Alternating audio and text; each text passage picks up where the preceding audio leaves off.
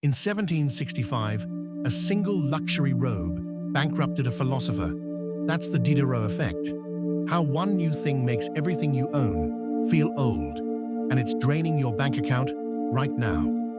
Denis Diderot owned almost nothing worth keeping. A worn robe, a straw chair, a cluttered desk he loved. Then a friend gave him a gift, a scarlet dressing gown. Elegant, expensive, the finest thing he had ever worn. He put it on, and something quiet went wrong. The robe was beautiful. His room suddenly was not. The chair looked shabby. The desk looked tired. The walls looked poor. Nothing had changed but the robe. Yet everything he owned had aged in a single afternoon. That's the trap we're walking into. Not a robe, a pattern. It has a name, and once you see it, you can't unsee it. It's running quietly in your home tonight, in the thing you bought last month, in the upgrade that felt so right. Stay with me, because the philosopher who fell into it left us a map back out, and the way out is not more money. It's something stranger than that. His debt grew quietly, line by line, purchase by purchase, until a man who studied the whole world had lost track of his own small room. You already know this feeling. You buy one good thing, a new couch maybe. It arrives. It's perfect. Then you sit down, and the rug beneath it looks faded. The lamp beside it looks cheap. The curtains don't belong anymore. The couch didn't just fill a space. It exposed everything around it. So you replace the rug, then the lamp, then the curtains. Each fix feels reasonable. Each one is small. None of them feels like the mistake. But line them up, and there's a chain. One purchase pulling the next. This is the modern Diderot spiral. A new phone that shames your old case.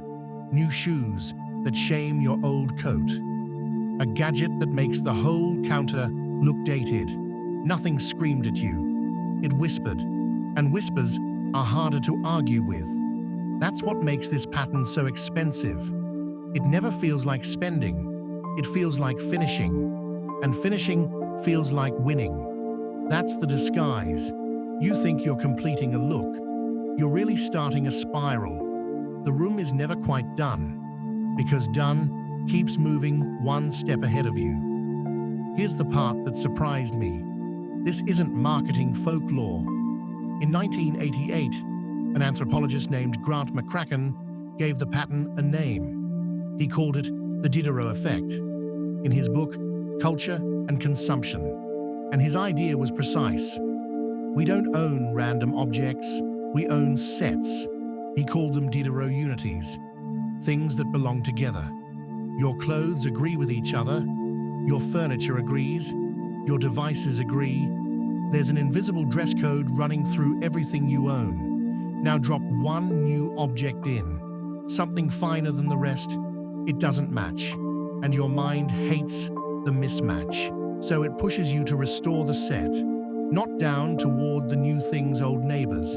Up, always up. The new object becomes the new standard, and everything below it starts to look like a problem you have to solve. That upward pull is the entire mechanism. It only ever points one direction. Never toward less, always toward more. And it feels like good taste the whole way down. Watch what happened to Diderot next. First, the straw chair went. He replaced it with an armchair covered in Moroccan leather. Then, the old rug went. A new one arrived from Damascus. Then the prints on his walls. Then, the desk. Piece by piece, his simple study became a showroom. Elegant, coordinated, costly. And Diderot, sitting in the middle of it, felt worse, not better. He wrote an essay about it. Regrets on parting with my old dressing gown. Read it now, and it sounds like a man describing his own quiet cage. One line still lands. He said he had been the master of his old robe, and he had become the slave of the new one. He wasn't poorer in taste. He was poorer in peace. The room had grown perfect, man inside it had not. He had wanted nothing before the gift. He wanted everything after it. That is the strange gift of the robe. It handed him standards he never asked to carry, and it never once handed them back.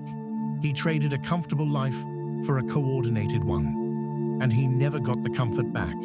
So why does the mind do this? Why does one nice thing poison the rest? It comes down to reference points. Your brain doesn't judge objects on their own. It judges them by comparison. The new robe becomes the ruler. Everything else gets measured against it, and measured things fall short.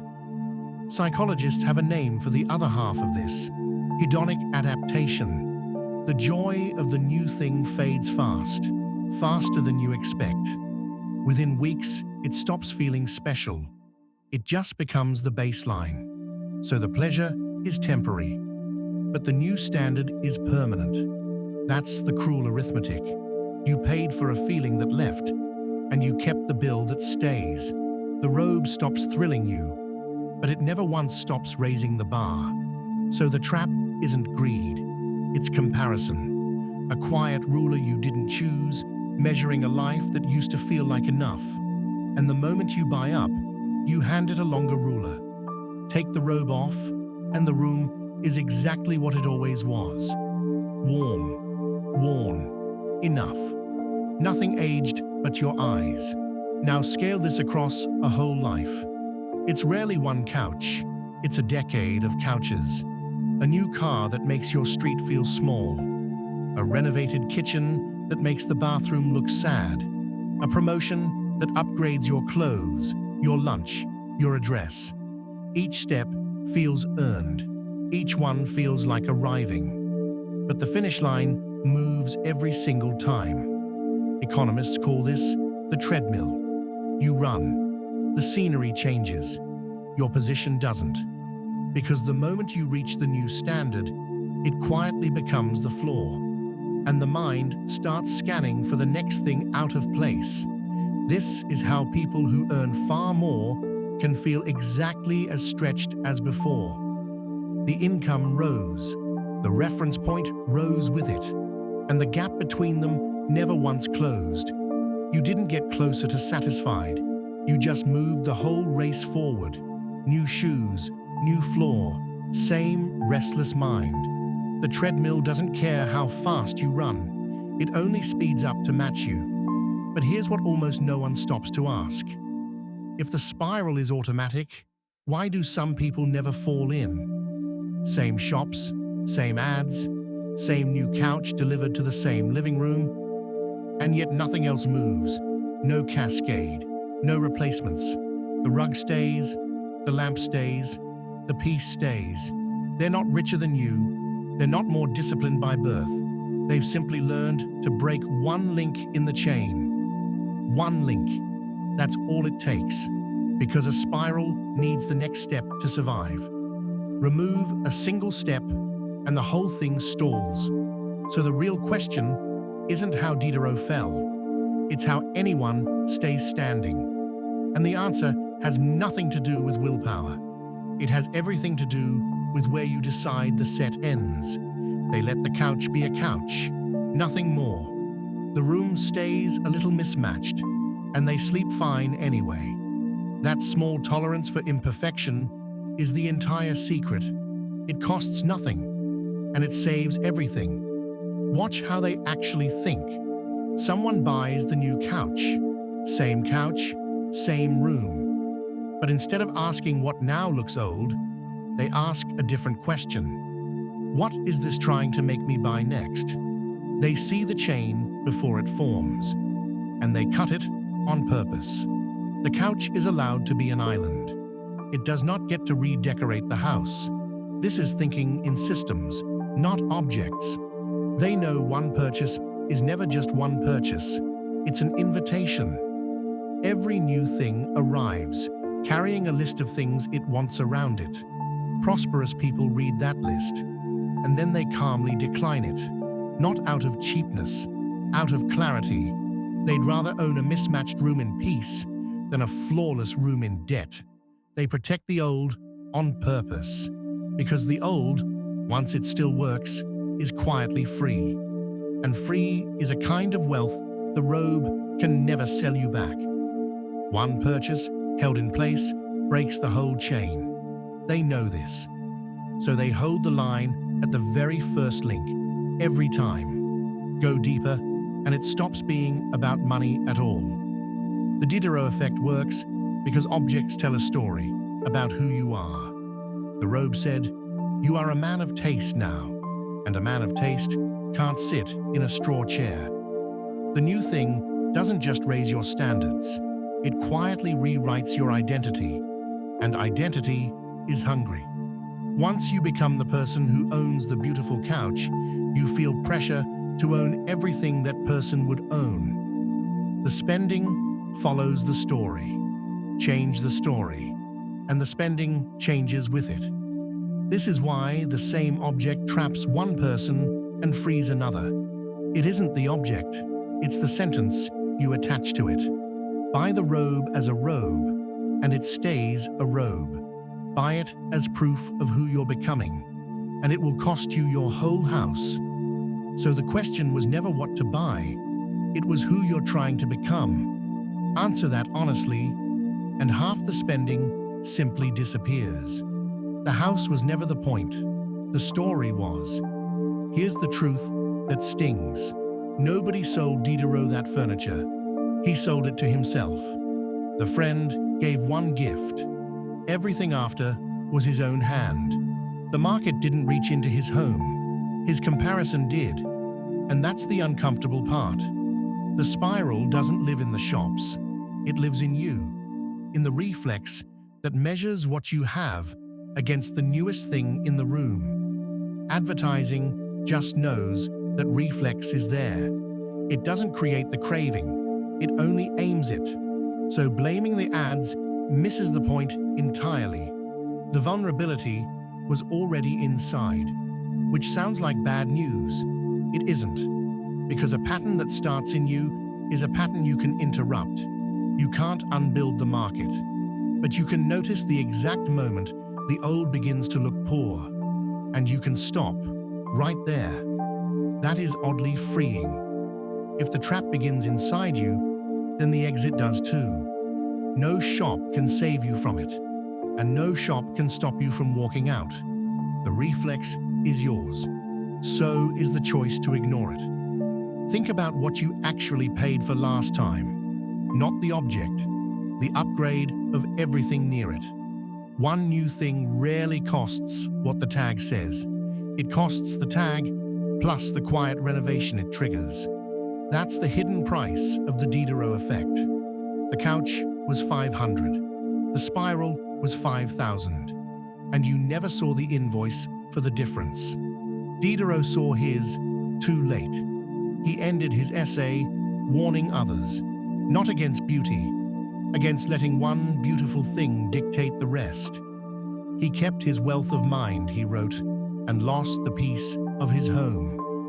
The lesson survived 2.5 centuries for a reason. The robes change. The trap does not.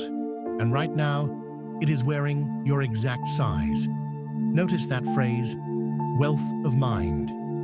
He never regretted the thinking. He regretted the buying that followed. The mind stayed rich.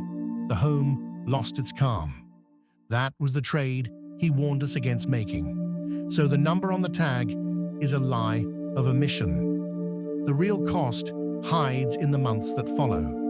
Count that, and most bargains stop looking like bargains at all. So here's the way out. And it isn't earning more. It's one small habit, quiet enough to actually keep. Before anything new comes home, there's a question worth asking. Not, do I want it? Ask instead, what will this make me want next? What chain does it start? That single question breaks the reflex, because the spiral runs on autopilot, and a question turns the autopilot off. Let the new thing be an island, not a doorway. If the couch demands a new rug, the couch stays on the old rug, on purpose. You end the set where you decide, not where the object decides. That's the whole defense. And here's the line worth keeping. One new thing shouldn't redecorate your whole life. Diderot lost a house to a robe because he let it. You don't have to. The chain only pulls if you reach for the next link. That's it. No budget spreadsheet, no willpower marathon. Just one honest question, asked 1 second before you reach for your card.